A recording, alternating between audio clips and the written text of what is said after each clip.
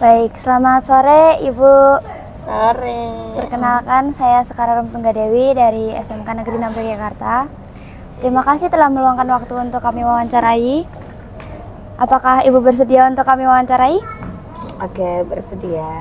Baik. Sejak kapan Ibu memulai menjalankan usaha ini? Kalau sejak mulainya kapan? Itu dari tahun 2011.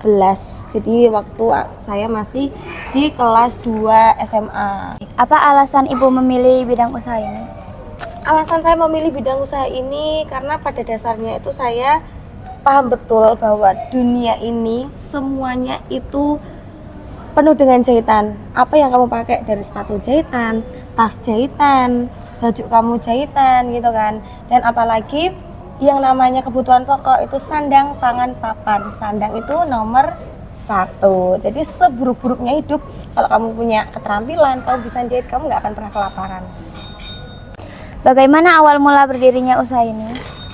2011 saya mulai itu aku kasih nama di dunia flanel. Lama-lama bisa terima jahitan yang jumlah banyak dari brand gitu. Tapi yang namanya pihak kedua itu selalu tidak enak. Kenapa? Karena dari pihak brand itu selalu menuntut kualitas yang sangat-sangat bagus, banyak tuntutannya. Tapi dari ongkos jahit, kemudian kalau ada kendala dan lain sebagainya, mereka nggak mau tahu. Jadi kita di pihak kedua di tengah-tengah itu selalu tertekan. Dwiwarna.id terbentuknya 2019. Itu baru bikin akun Instagramnya, baru mulai endorse artis dan lain sebagainya. Itu titik baliknya di 2019 ketika saya melepas semua kerjasama dengan brand, memberanikan diri untuk membuka brand sendiri. Apa saja produk atau jasa yang Ibu tawarkan? Oke, untuk produk yang saya tawarkan saat ini memang lebih fokus ke dress pesta gitu ya, dress pesta, dress kondangan yang memang desainnya itu bisa dibilang kayak ngikutin tren, tapi aku punya karakter sendiri yang itu juga bisa bedain dengan brand yang lain gitu. Jadi misalkan sarimbit keluarga kayak gitu, tapi yang utama adalah baju wanitanya, bukan baju cowoknya. Bagaimana proses produksi atau cara Ibu melayani pelanggan di sini? Kalau untuk tempat produksi memang punya sendiri karena memang basicnya aku cinta terhadap proses menjahit, bikin handmade, sesuatu karya gitu kan. Dan itu semuanya dalam satu naungan sendiri. Jadi rumah produksi Dwiwarna itu masih ada gitu kan. Masih ada bener-bener dalam satu atap rumahku sendiri. Jadi proses jahitnya, proses cuttingnya, proses finishingnya, semuanya itu di-handle di rumah produksi Dwiwarna sendiri. Nah, bagaimana marketingnya gitu kan? Kamu harus tahu nih kemana nih arah produk kamu, membedakan ciri khas dengan kompetitor yang lain. Siapa saja yang terlibat dalam usaha ini? Dari mulai Dwiwarna itu memang banyak sekali penjahit yang dikerjakan di rumah. Saya sering bikin vlog gimana cuma nganterin potongan, mereka tinggal jahit. Dan yang tenaga pasang payet itu pun juga banyak banget dari warga-warga sekitar rumah produksi Dwiwarna. Jadi kalau di total saya sendiri nggak bisa menotal karena kadang yang namanya juga karena produksinya di desa, produksinya di kampung, ada yang aktif, nanti ada yang libur dulu, ada kegiatan apa-apa gitu. Seperti itu kurang lebihnya. Tantangan terbesar apa yang pernah dihadapi saat menjalankan usaha? Untuk tantangan terbesar adalah perubahan gaya hidup seseorang. Jadi kalau misalkan awal mula Dwiwarna 2019 sampai 2022 itu semuanya adalah admin. Jadi posting Instagram, bikin katalog, orang DP terlebih dahulu, mau menunggu untuk pre-order 14 hari, mereka mau transfer duluan. Tapi sekarang dengan adanya marketplace, ya kan, semua orang tergantung dengan marketplace, kemudian COD, bayarnya belakangan, kemudian kemudahan penolakan paket dan lain sebagainya. Nah, di situ ketika kita sebagai seller gitu kan, sebagai pemilik usahanya itu, jadi kita harus beradaptasi. Yang awalnya kita mendapatkan uang cash gitu kan, bisa dibilang uang cash dulu baru kita kerjakan produk, tapi sekarang kita harus modal dulu nih. Bagaimana cara Ibu mengatasi tantangan tersebut? Cara mengatasi tantangan tersebut jelas. Jadi kalau kita punya keyakinan, punya tujuan yang jelas, memperkuat fondasi bisnis gitu kan.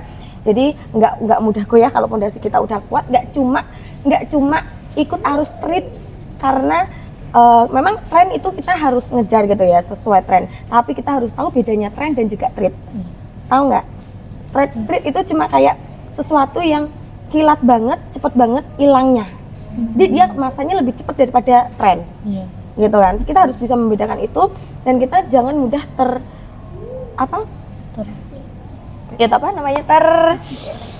ikut gitu loh, terhanyut kayak gitu. Nah, itu jadi kuatkan dulu fondasinya, kamu tahu bagaimana mengenali bisnis kamu kayak gitu. Itu kamu nggak akan pernah goyah. Jadi apapun yang terjadi kamu akan kuat di situ. Apakah Ibu memanfaatkan media sosial atau teknologi digital untuk promosi? Jelas, kalau itu jelas ya. Media sosial dari yang dipakai anak muda sampai yang benar-benar, jadi apalagi misalkan ini kan nggak diupload kemana-mana ya, jadi nyebutkan merek platform kan bisa dari zamannya Instagram, aku juga aktif di Instagram, TikTok, aku pun juga menguasai TikTok, jadi TikTok Dwi Warna itu sebagai seller, yang TikTok saya pribadi sebagai afiliator ketika trennya afiliator, dan sekarang ketika mengarah ke lini yang lebih geser lagi yang mungkin tidak masih terlalu asing buat kalian, Facebook gitu kan. Aku pun juga tetap aktif di Facebook gitu kan sebagai Facebook Pro yang menghasilkan dolar gitu kan. Jadi orang pun juga akan terus berinteraksi dengan saya sebagai pelaku. Jadi bukan hanya sebagai business owner tapi juga sebagai content creator.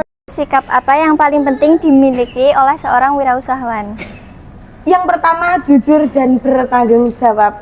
Cuman itu sih yang paling utama, pantang menyerah ya. Kalau itu jelas ya penampilannya itu ya. Jadi kayak jujur itu nomor utama, karena yang jelas apa, bisnis itu berjalan bukan karena kamu yang semakin hebat gitu kan, bukan karena kamu yang semakin kaya, bukan semakin apa, tapi itu karena dari kejujuran kamu, yang kepercayaan orang terhadap kamu itu semakin banyak.